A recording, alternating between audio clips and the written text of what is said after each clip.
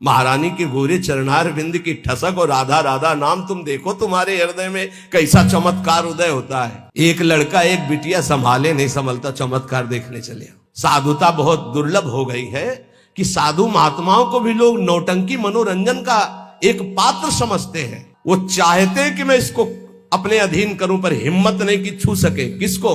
जिसकी जिह्वा पे राधा राधा नाम और हृदय में गुरु कृपा का अनुभव शुरू हो गया है। ये शरीर को जब तक जीतोगे नहीं तब तक गलती हो ही जाएगी, चाहे कसम खा लो चाहे जो कुछ कर लो। कोई पूछ रहा था किसी निज जनों से, महाराज जी कोई चमत्कार करते हैं, महाराज जी कोई चमत्कार बताते हैं? वो सोचते कोई जादू कोई टोना, इतने लोग लगे कोई जादू तो जानते होंगे। अरे सद्य वशीकरण चूर्ण मनंत शक्तिम तम राधिका चरण रेणु मनुस्मरामी, अखिल कोटि ब्रह्मांड नायक को अधीन कर ले ऐसी रज में रहते हैं। चमत्कार कौन सा? महारानी के गोरे चरणार बिंद की ठसक और राधा राधा नाम तुम देखो, तुम्हारे हृदय में कैसा चमत्कार उदय होता है। कौन सा चमत्कार? आजकल लोग ऐसा चाहते हैं, देखो ये 500 की गड्डी, अरे भाई महाराज बस ये नारियल, अरे चले जाओ 100 रुपया के कितने नारियल ले आओ, 1-2 नारियल 4 नारियल। भजन से नारियल पैदा कर दिया, इत्र 50 रुपया का इत्र मिल जाएगा, उसके लिए चमत्कार भजन। और बोले इत्र निकाल दिए और नारियल निकाल, सबके देखते देखते कुछ नहीं, बोले केला निकाल दिया, ठेलिया खरीद ले यार 1000-2000 में, क्या पैसा, क्या चमत्कार। भजन का फल है। ललित किशोरी जुगल जिस्क में बहुतों का घर गलते देखा, डूबा प्रेम सिंधु में कोई हमने नहीं उछलते देखा।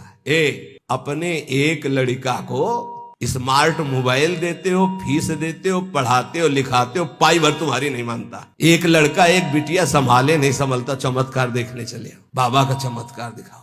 चमत्कार एक इनकी खोपड़ी में बैठ करके राधा नाम सबको चला रहा है, साफ संयम में है, कोई मनोरंजन किसी के पास नहीं, जिनको सेवा है केवल उनके पास मोबाइल, सब सावधान और रोज अपनी दिनचर्या में रत रहते हुए ये सब इष्टाकार वृत्ति की तरफ चल रहे।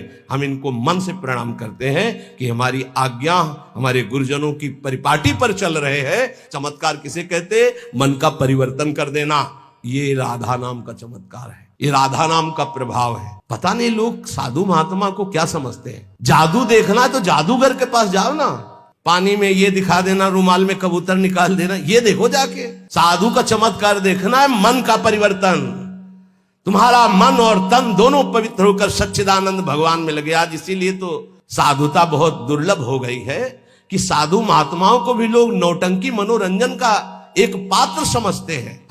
ताली बजा दी, बात सुने, कोई नेता का भाषण, ताली बजा दी। मन का परिवर्तन, तन का संयम और सच्चिदानंद में वृत्ति को जोड़ना। अजब रंग अनुभव बरसन लागे, अनुभव हृदय का अनुभव, हृदय का परिवर्तन। क्या? जब वर्षा होती है तो ये अर्क और जवास ये अपने आप सूख जाते हैं, नष्ट हो जाते हैं वर्षा में, और सब जगते हैं, ये नष्ट हो जाते हैं। बोले जब राधा राधा राधा राधा और इसका जब रंग बरसने लगता है हृदय में, तो काम क्रोध मद आस वासना ये अपने आप नष्ट हो जाते हैं। जैसे वर्षा होते ही अर्क और जवास नामक पौधे ये अपने आप नष्ट हो जाते हैं, और दूसरे सैकड़ों पौधे हरे भरे हो जाएंगे, पर ये नष्ट हो जाएंगे। तो ऐसे ही काम क्रोध लोभ मोह मद वासना नष्ट हो जाती है, और नाना प्रकार की भाव तरंगे प्रिया प्रीतम की उठने लगती है। कब जानो हमारी साधना रंग ला रही है? जब काम के वेग को, क्रोध के, मोह के, मद के, इन सब के वेगों को सह गए, कोई प्रभाव नहीं, अंदर से शांत। किसी से कहना मत, क्योंकि कहने से सत्ता दृढ़ होती है। अंदर जो विकार आते हैं किसी से मत कहो, कोई भी क्रिया मत करो, शांत उस समय नाम जप करो, देखो अपने आप सब नष्ट हो जाएंगे। और नष्ट आपको नहीं करना, कोई है आपका जो आप पर नजर रख रहा है।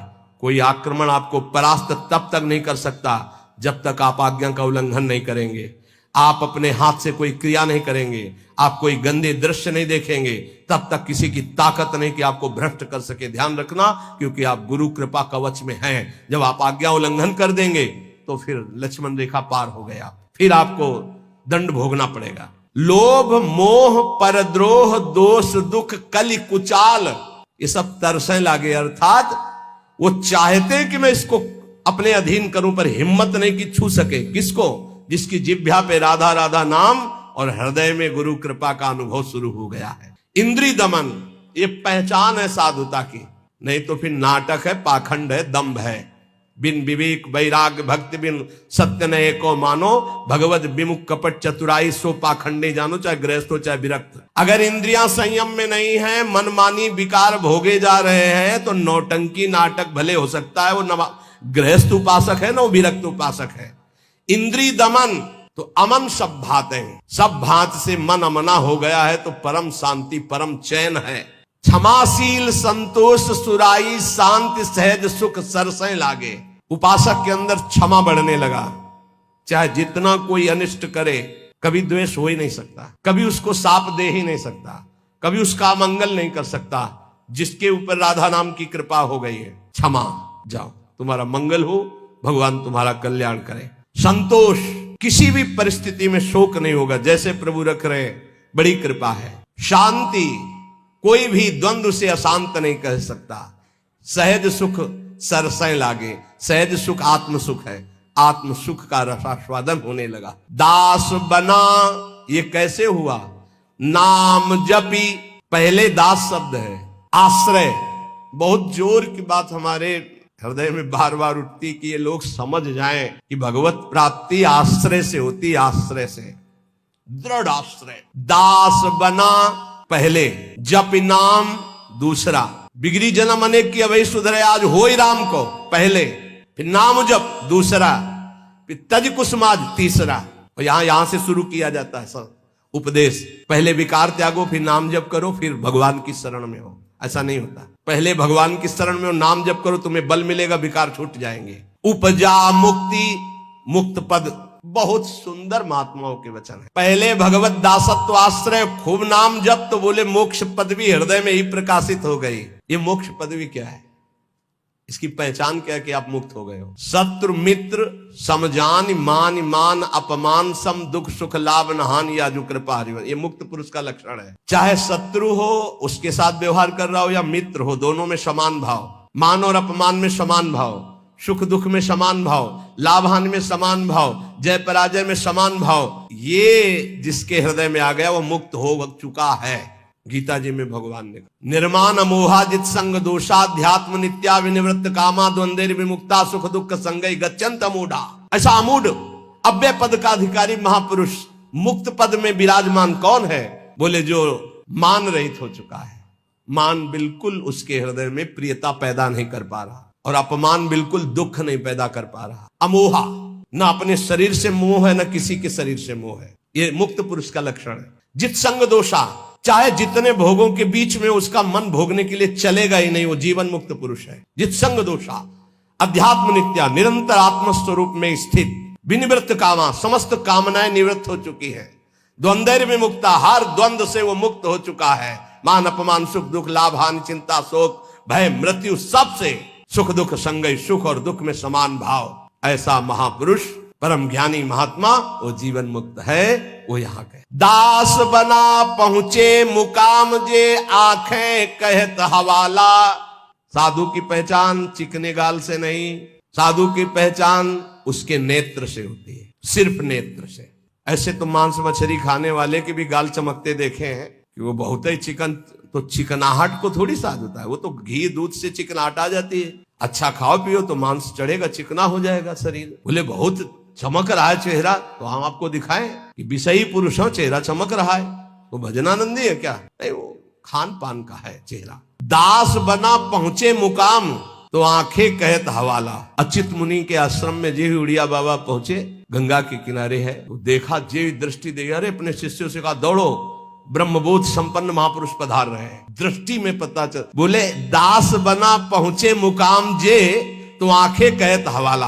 आंखें परिचय बता देती है कि ये किस कोटि का महात्मा है। जीवन मुक्त है या प्रपंची है या विषयी है या साधक है या साधना की किस स्थिति में है, पहुंचा हुआ महापुरुष के नेत्र बताते हैं। दास बना पहुंचे मुकाम जे आंखें कहत हवाला। यही दृष्टि में दृष्टि ऐसे मिली तो पता चल जाता है कि किस कोटि की स्थिति है। अब बता रहे हैं कि दो प्रकार की आंखें होती सिद्धों की। एक होती है जो ज्ञान सिद्ध होता है, करुणा और मैत्री, दो आंखों में नहीं होंगी, करुणा और मैत्री नहीं हो, क्योंकि वो निर्मम निरहंकार अद्वितीय स्थिति को प्राप्त वेश दिया तो आचार्य और गुरु और इष्ट इनको गाली न पड़े, हर समय सोचना चाहिए। ये शरीर को जब तक जीतोगे नहीं तब तक गलती हो ही जाएगी, चाहे कसम खा लो चाहे जो कुछ कर लो। इस दुष्ट शरीर को जीतना चाहिए।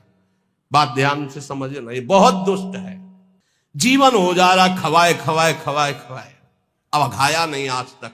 जीवन हो गया दिखा दिखा करके दुनिया को, आंखें नहीं भरी, कान नहीं भरे। ये वही दुष्टता अपनी चाल, ये देखना, ये सुनना, ये भोगना। यह चित्तात्मा सांसारिक आशाएं और इच्छाएं जब तक है शरीर को वश में नहीं कर सकते। साधुओं के वैराग्य मार्ग में या भगवत भक्त होकर के चेहरा बनाने की जरूरत नहीं है, स्वरूप बनाने की जरूरत। स्वरूप को प्रकाशित करो, पूरा विश्व नमन करेगा। चेहरा तो नौटंकी नाटक वाले बनाते हैं, जब थोड़ी देर के लिए साधु बनते हैं वो बनाते हैं, जिससे पूरा साधुता का हम रोल कर सके। हम रोल नहीं करते, हम उस मार्ग में चलने वाले पथिक हैं। साधुता का रोल 2 घंटा कोई कर सकता है, लेकिन जीवन भर साधु बन के रहना वो बहुत कठिन बात है।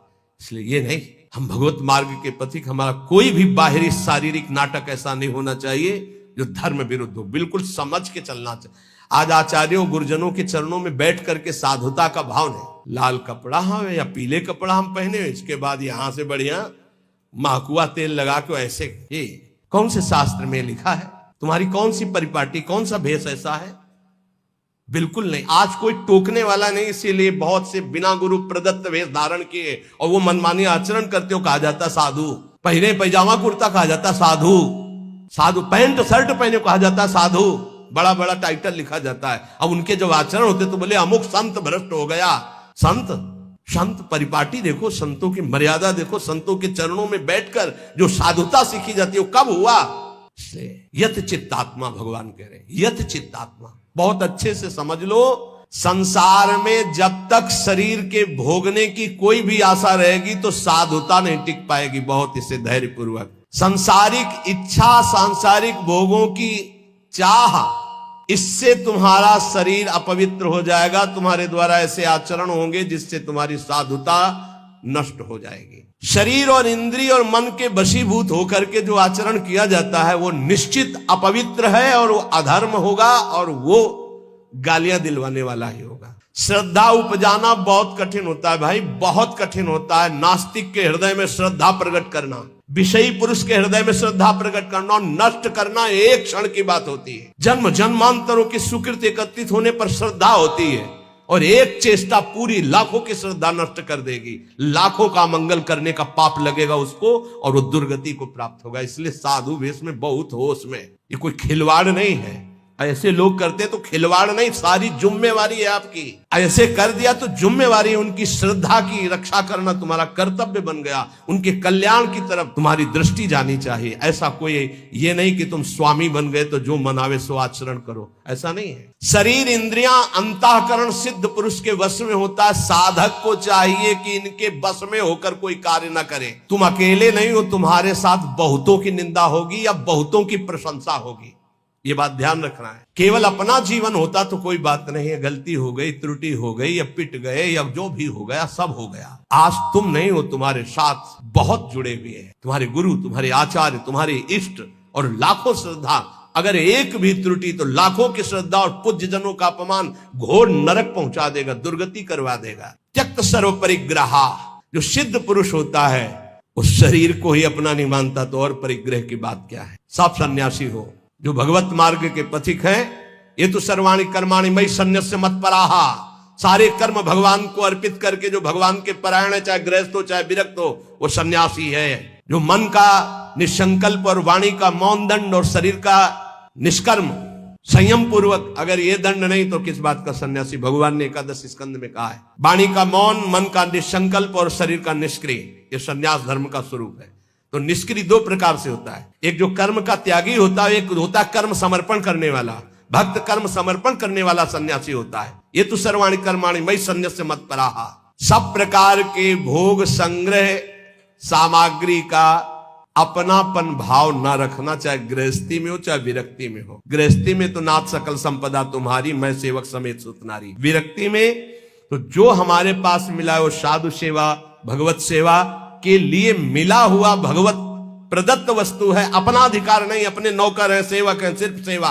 अगर अपने सुख के लिए किसी सामग्री का संग्रह कर लिया जाए, अपने भोग की बात वस्तु मान ली जाए, तो वो उसी की दुर्गति कर देगी, ध्यान रखना। और प्रायः गलती हो जाती है, ऐसे नहीं कोई नजर आएगा। जब कष्ट सह रहा होगा साधक तब कोई नजर नहीं आएगा, और जब उसके पास वैभव एकत्रित हो जाएगा तो आ जाएंगे। कौन हो आप? तुम्हारे मामा पहचाने नहीं? अभी तक मामा कहाँ थे तुम भाई? अभी तक कहाँ? बचना, हम जो प्रार्थना करें उसको अंदर से समझना। जहां मकान बना, जहां वैभव एकत्रित हुआ, तो पूर्व जीवन के रिश्ते नाते संबंधी आके और वहां का अधिकार जताते हैं, और वहां के फिर संबंधी अपना संबंध स्थापित करके उसके अधिकारी बनते हैं, और फिर जिनके लिए आया था फिर उनकी दुर्गति होती है, भी ध्यान रखना। यही की घटना है। वो भक्तमाली जी अंतर ध्यान हो गए, उनकी बात है। वो बता रहे थे कि साधु के भाई आए, तो साधु को कहीं ना कहीं से अर्थ मिलता ही रहता है, साधु सेवा भगवत सेवा। तो उन्होंने कहा अमुक कार्य है, 1 लाख रुपया दे दो। एक घटना है, कोई कथा नहीं। तो 1 लाख दे दिए। अब जब वो आते तो कहते हैं भाई दे यार 1 लाख रुपया, साधु सेवा वाला ले गए थे। अरे भाई दे देंगे, बड़ी समस्या गृहस्थी में रहती है। आप तो बाबा जी हो, आपको क्या पता गृहस्थी में। अब भाई है तो कह नहीं सकते हो, इतने में उनका शरीर पूरा हो गया। संत भगवान का जानते हो क्या बने थे? श्वान, कुत्ता। आश्रम के बाहर बैठे पिल्ले के रूप में। तो किसी महापुरुष को स्वप्न दिया कि मेरा उद्धार करवा दो, मेरे से गलती हो गई। 1 लाख रुपया अपने भाई को देने के कारण मेरी गति बिगड़ गई, और मैं वृंदावन में ही अमुक आश्रम का हूँ, अमुक हूँ, सामने बैठा हुआ हूँ, आप आके मुझे देख लीजिए, मैं आपको पहचानता हूँ। तो वहां गए तो बहुत हष्ट पुष्ट एक पिल्ला बैठा था, पुचकारा और गोद में उठाया। बोले महाराज आप चिंता मत करो, आपका कल्याण होगा। उसके भाई के पास गए और कहा होश में जैसे बने तैसे चुपचाप 1 लाख रुपया मैं ब्याज सहित दो, नहीं हम तुम्हारे पास शासन अपना जब लागू करेंगे तो आप परेशान हो जाओगे। तुम्हारे भाई की दुर्गति हो गई जो महात्मा थे। वहां से पैसा लाए, फिर आश्रम में भंडारा किया, और फिर कुत्ता का कुछ दिनों में शरीर शांत हो गया, वो अपनी गति को प्राप्त। समझो, वैभव जहां बढ़े तो संसार के सेवा के लिए वैभव मिलता है। साधु सेवा, गौ सेवा, भगवत सेवा। और घर वाले परिवार वाले के बिटिया का ब्याह है, हमारे सारे पैदा किया था क्या? मेहनत करो, मांगो, खाओ, जियो। हमारा तुम धर्म भ्रष्ट करने आए हो। वैराग्यवान कभी भूल करके एक सिक्का अपने परिवार वालों को ना दे, नहीं तो नरकगामी होगा, ध्यान रखना। ये हराम का पैसा नहीं है। गृहस्थ जन देते हैं भगवत प्राप्ति में लगे हुए संतों की सेवा के लिए, या श्री जी के लिए, या गौ सेवा, या धर्म सेवा के लिए। परिवार सेवा के लिए कोई कह के दे तो बात अलग है। कौन देता है परिवार सेवा की? इसलिए किसी भी सामग्री को अपनी ना मानना, त्यक्त सर्व परिग्रह, ये भगवान का आदेश है। सिद्ध पुरुष में ऐसा नहीं होता, वो अपना न शरीर ही मानता है, न कोई वस्तु मानता है। लेकिन साधक के बात ध्यान रखे, उसके पास जो भी भगवत प्रेरित सामग्री आई है वो अपने लिए नहीं, सेवा के लिए आई है। ठाकुर सेवा, संत सेवा, भगवत सेवा, समाज सेवा। जो भोग बुद्धि से अपने लिए संग्रह करता है उसकी बुद्धि भ्रष्ट हो जाती है और वो पतित हो जाता है। बस ये बात अपने लिए नहीं। बहुत जोर का भगवान ने त्यक्त स्वर परिग्रह का भाव बताया है कि सिद्ध का यही लक्षण होता है। और ऐसे महापुरुषों के दर्शन किए प्रयागराज में। टाट की लंगोटी और एक बोरे का टाट ऐसे उड़े हुए, और ट्रक का ट्रक घी और चीनी और मैदा उतरता, ऐसे भंडारे चलते, पूछो मत। जो उनके भगत थे सबके चरण धोना, सबको नम्रता पूर्वक भगवान की तरह बैठालना और खूब प्यार से पवाना। और जो महात्मा जी थे वहां के, एक टाट और पट्टा ऐसे टाट का ऐसे उड़े हुए, और ऐसे ही रेती पे लेटना, ऐसे झोपड़ी बनी हुई थी उनकी, उसमें लेटना। और अरे वैभव की भीड़ लगी हुई थी। और आप जब सब संत पा लेते थे तो सब संतों की जूठन जो बचती उसी में 1-2 और मिलाकर, क्या जीवन उनका, कोई संगय प्रयोग, वैभव तो पूछो मत। कोई दिन ऐसा नहीं होता था कि 2-4 हजार रुपए एक संत को दक्षिणा में न मिले। एक से एक कंबल, एक से एक सब। पर देने वाले जब ऐसे, तो वहां त्यागी ही त्यागी ज्यादा थे। देने वाले परेशान थे कि यहां कोई लेता नहीं है। और सामान की ऐसी, ये वास्तविक बात यही है कि स्वयं परिग्रह रहित होकर के समाज सेवा में। एक विरक्तानंद नाम के महापुरुष थे, उन्होंने कहा स्वामी जी बहुत हो गया, बुढ़ापा है, आप इतना कष्ट सह रहे हो, क्यों सह रहे हो? अब तो आप वस्त्र धारण कर लो। वो वहीं पास में बैठे थे। तो उनका तुमको मैं बूढ़ा नजर आ रहा हूं? ऐसे कहा, बूढ़ा नजर आ रहा हो? अभी चलो बराबर गंगा जी में खड़े होकर देख लो कौन बूढ़ा होगा। तितिक्षा की मूर्ति और मुस्कुराहट ऐसी, और त्वचा एकदम सांवली हो गई थी, प्रकृति का वार सहते हैं। और जब दृष्टि उठाए तो अमृत की वर्षा होती। ये संतों में एक अद्भुत, ऐसे दृष्टि से देखे तो अमृत की वर्षा होती, क्योंकि भगवदानंद में डूबे। अनिकेतः, अनिकेत भगवान को बहुत प्रिय है। अनिकेत जिसके रहने के वास में ममता नहीं है। अनिकेत का मतलब जिसके घर नहीं है, ऐसा नहीं। ये भी रहने का वास है और ये भी रहने का वास है, अपना नहीं है। बिल्कुल ऐसे समझो जैसे स्टेशन में रह रहे, गाड़ी आई चल दिए, स्टेशन में नहीं बैठे, खा रहे हैं, पी रहे हैं, बात कर रहे हैं, पढ़ रहे हैं, पर अंदर से क्या चल रहा है? हमारी गाड़ी आने वाली है, अमुक प्लेटफार्म में आएगी, वही इंतजार कर रहे हैं। बस हम मानो वृंदावन राधा के निकुंज प्लेटफार्म में बैठे हुए हैं, हमारी गाड़ी निकुंज वाली आने वाली है, बिल्कुल तैयारी में बैठे हैं, अपनी अटैची फिट है राधा नाम की, वो पास बना हुआ है निज मंत्र निकुंज का, बस आवे गाड़ी और चल दे। राधे श्याम भी कहने की फुर्सत नहीं इस गाड़ी में, इतनी रफ्तार की गाड़ी है कि अच्छा भैया ऐसे नहीं है, बस चल दिए। बस ऐसी तैयारी में रहो। यहां राधा के कुंज में कैसे रहना है? स्टेशन में जैसे रहना। ये ना किसी का था, ना है, न रहेगा। बस समय गुजारो और श्री जी के पास चलना। अनिकेता, रहने के स्थान में ममता रहित होना। निराशी, सिद्ध पुरुष में कोई आशा नहीं होती और साधक को आशा, कामना, स्पृहा और वासना इसका त्याग करना पड़ता है। आशा किसी से नहीं, कामना कोई नहीं, स्पृहा कहते हैं कि कम से कम इतना तो चाहिए ही, ये भी नहीं, और वासना जो अंदर अंतःकरण में दबी होती है, इन सबको सहना है, सहने से ही मिटता है। बोले इतनी व्यवस्था तो होनी चाहिए। क्यों होनी चाहिए? हरि की इच्छा है कि इतनी भी ना हो तो हम उसमें राजी हैं। जोई जोई प्यारो करे सोई मोई भावे। हमें लगता है 25 वर्ष तो कुल्ला नहीं किया होगा। 25 वर्ष वो जो होता है ना पेस्टो या मंजन, कुछ नहीं। जीवन को भगवदानंद में डुबोने के लिए पेस्ट लेके थोड़ी घुमा जाता है, कोलगेट इसके लिए से कहां रखा है? अरे इतना गुड़ मिल जाए और एक कमंडल गंगा जल चला जाए, बड़े भाग्य की बात। निराशी, इतना चाहिए ये भी नहीं होना चाहिए। इतनी तो आवश्यकता है ही हमारे जीवन के लिए नहीं। यही वृंदावन की कह रहे, पीछे से सब अचला फटा था, राधा वल्लभ जी के दर्शन कर ले गए। एक ओमवती मैया नाम की विरक्त संत थी, राधा वल्लभी, पता नहीं भगवान अब विराजमान है या श्री जी की सेवा में गई, और दष्ट पुष्ट ऐसे बैठती थी।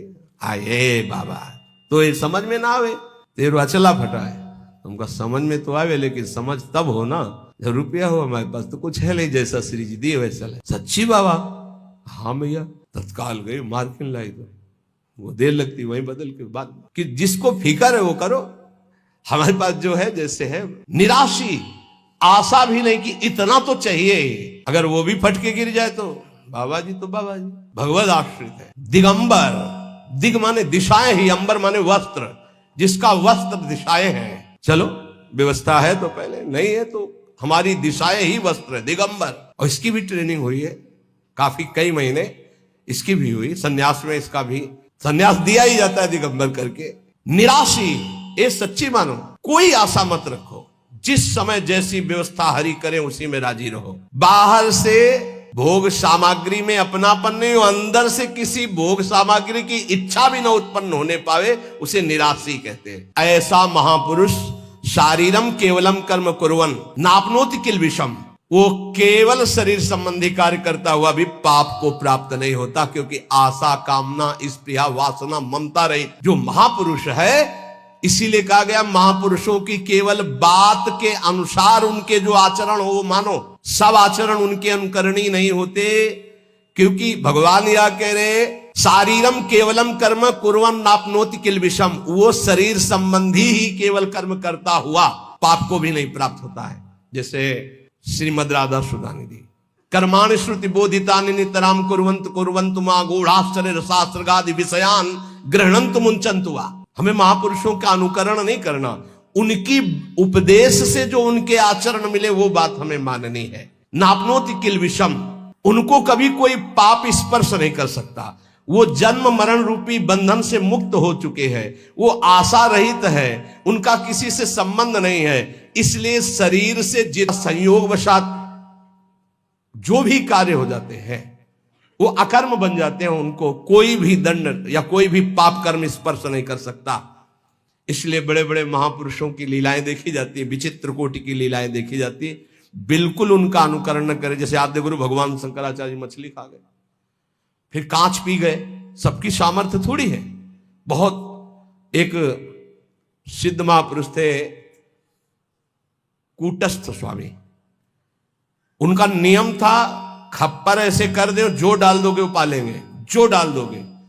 तो कुछ उपद्रवी गांव के लोग थे, जब ये पता चला कि ऐसे नियम वाले हैं, तो सीधे कोबरा को पकड़वाया, जो बीन बजाने वाले लोग होते हैं उनसे पकड़वाया, और काट करके सीधे जहर सहित रांधा उसको और उनके खप्पर में डाल दिया।